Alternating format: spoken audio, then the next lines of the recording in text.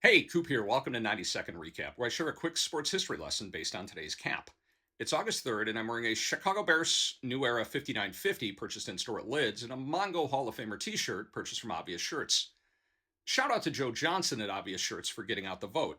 I was fortunate to be sporting this shirt last September, well in advance of the Hall of Fame's decision on their 2024 class, which was announced in February. Well done.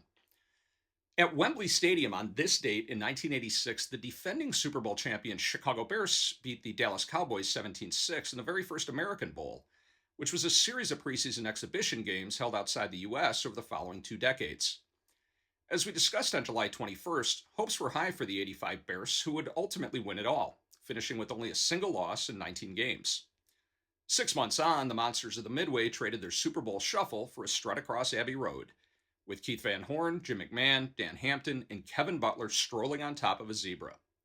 Every penalized player's dream. But ultimately, every football player's dream is to end up with a bust in Canton.